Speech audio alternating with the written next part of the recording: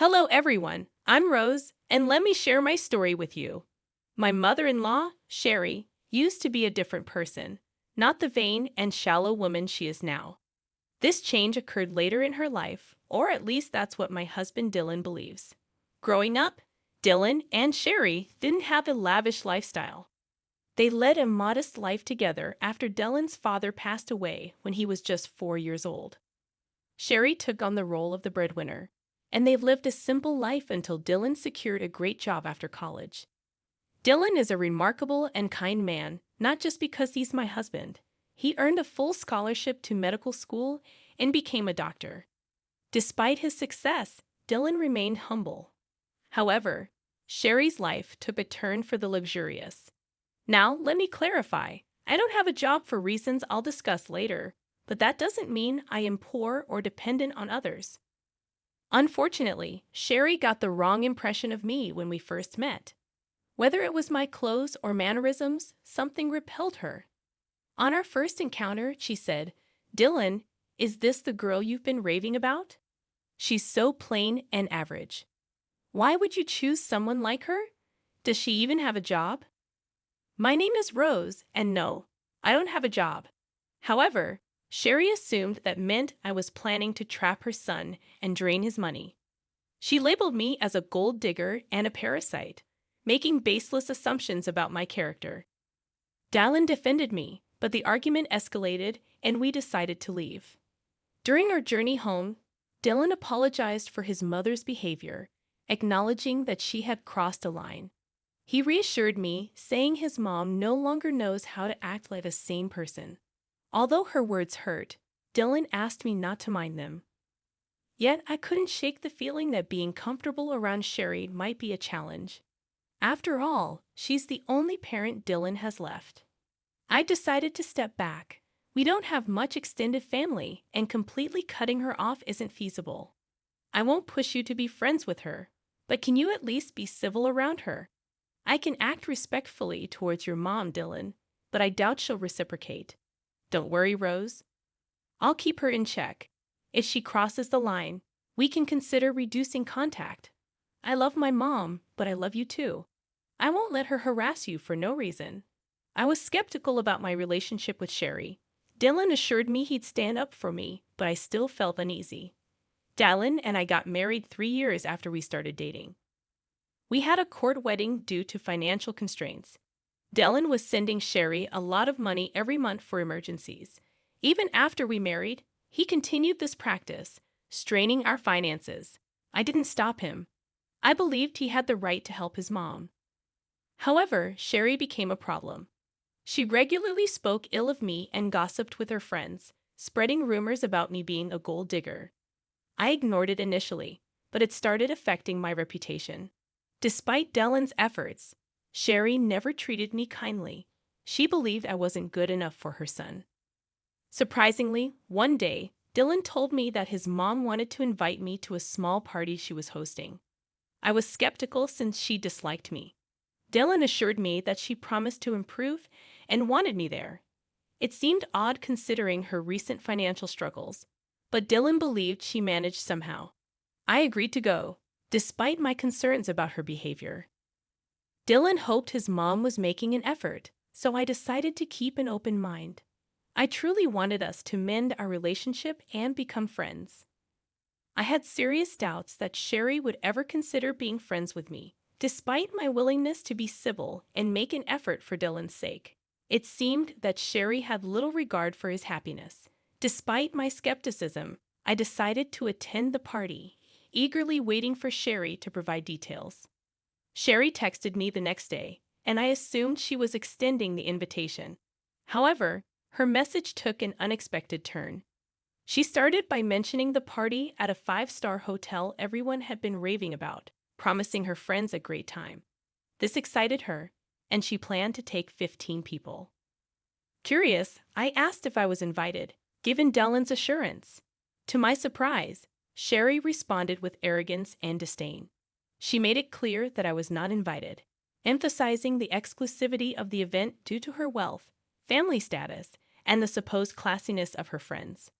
I was taken aback and confused, as Dylan had genuinely believed Sherry was extending an invitation. I expressed my assumption, only to be met with Sherry's condescending remarks, stating that I wouldn't understand the intricacies of planning such an event. I decided to maintain my dignity, acknowledging her message and clarifying that I wouldn't attend if I wasn't wanted.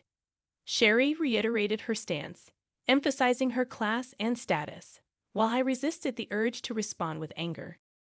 Disappointed and hurt, I chose not to share this with Dylan.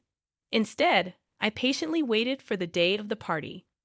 Sherry, oblivious to the emotional impact of her actions, sent me a picture showcasing her and her friends in designer outfits, flaunting their status on social media. I refrained from responding, choosing to focus on my work and patiently await the unfolding of events. After about 3 hours, I received a call from my dad, and here's a confession for you all. My dad owns the hotel where Sherry was hosting her party. Sherry had no clue about this. 3 years ago, I inherited a substantial amount from my grandfather, which I invested in my dad's business. Now, I receive a share of the profits from the hotel and other family-owned businesses. Despite coming from a well-off family, I prefer not to broadcast it, and that's why Sherry was unaware of my background. She also had no idea about the high cost of the 5-star hotel and its restaurant. Sherry let her friends order without checking the menu or prices, resulting in a hefty $2,000 bill. This turn of events was the perfect opportunity for revenge. My dad called me to inform me that Sherry was at the hotel, having amassed a $2,000 bill. She was now asking for a 50% discount, claiming she was short on cash. My dad sought my advice, as Sherry's party had been rude and entitled, upsetting the staff. As expected, I shared my frustration with my dad, recounting how Sherry had boasted about the party to mock me for not being invited. The irony was not lost on me, given that she couldn't even afford the party she was flaunting. My dad expressed his understanding of the situation and shared the challenges faced by his staff due to Sherry's behavior. I saw an opportunity for revenge and suggested making Sherry and her team wash the dishes, clean the entire kitchen and the floor, given their insulting behavior. I wanted to extend this revenge to include Sherry's team, who had also mistreated our staff. If Sherry tried anything foolish, my dad could call the cops on her. My dad laughed at the suggestion, giving it a big thumbs up. He even offered to share pictures of the event. It seemed like the perfect chance to turn the tables and teach Sherry a lesson about humility and respect. When it happened, I would have relished seeing Sherry face the consequences of her actions. My dad promised to follow my suggestion and hung up. An hour or so later, he sent me pictures of Sherry and her friends washing dishes and wiping the floor at our restaurants. Dad also shared that when Sherry saw him as the restaurant owner, she looked relieved. She began telling him that she knew the owner and they would get out of the situation. To her surprise, Dad instructed her to clean his restaurants.